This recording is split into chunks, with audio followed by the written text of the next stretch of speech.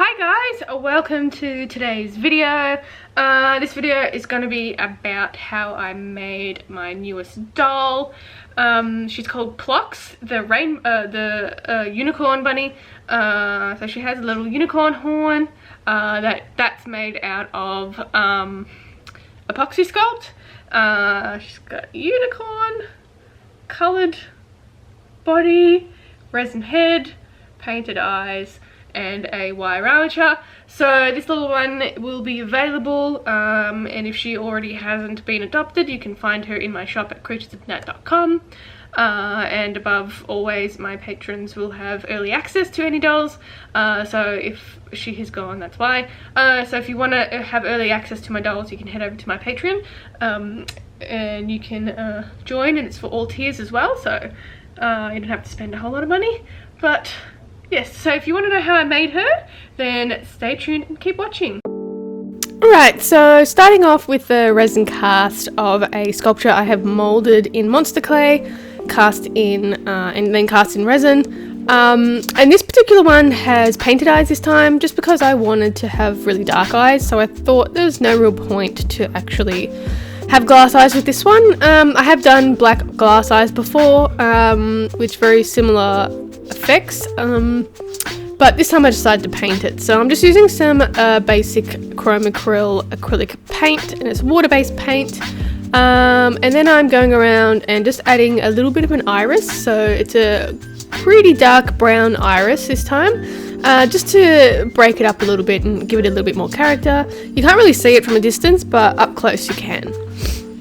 So with this bunny, I wanted to add a unicorn horn. So I'm adding the unicorn horn using some epoxy sculpt, and this is it's an epoxy, a two-part epoxy, which you knead together and then leave it to dry for 24 hours. It goes pretty rock hard. And I usually use like an air dry clay, but I don't actually have any, so I might go on the hunt for some new ones, but this time I just used the epoxy sculpt. So, and I added just a tiny little horn. I didn't want anything too big on the bunny, and then I just added some details and let it dry overnight.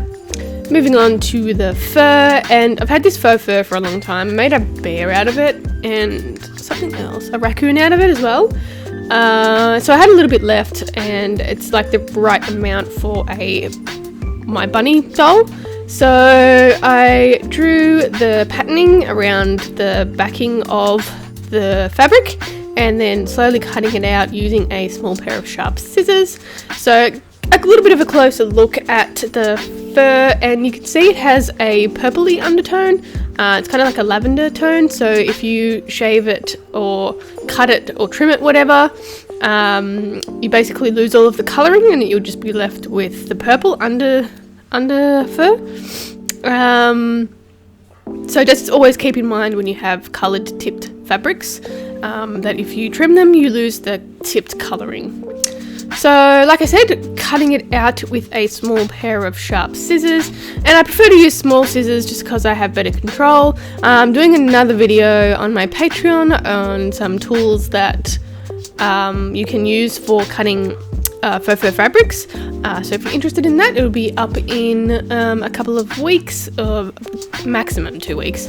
So yeah, once I've cut all of the pieces out, go and pin it fur side together to get it ready to sew up on the sewing machine. And I like to sew it on the sewing machine. I just hate hand sewing things, so anything to avoid hand sewing, but I find it much stronger than hand sewing anyway, and if you have your hands aren't as strong as some, then a sewing machine is a good option. I just have a pretty basic Brother sewing machine. So as with all my creatures, I usually have a little backstory for them. So this is a backstory on Plox, the rainbow unicorn bunny.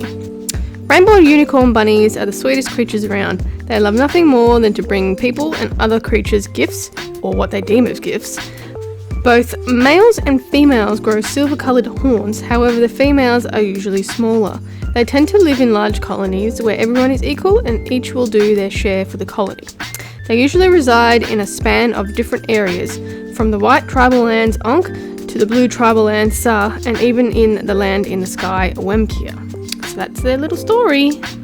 So all I really do is just grab the head area and just pull it back on itself, and then I usually get like a blunt wooden tool just to poke the legs through. I recommend using a wooden tool over a metal tool, just because you don't want to risk ripping the backing of the fabric with a metal tool, so a blunt wooden tool is much softer.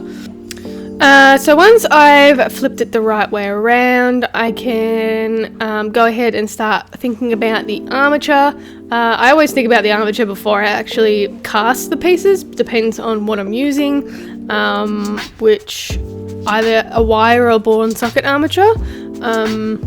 So it really depends on the size of the doll as well, and how much weight is going to be on the armature. So once you've done a couple of dolls, you will get the hang of the weight and what armature you need and stuff. So just keep trying and keep going, and then you'll get a hang of it.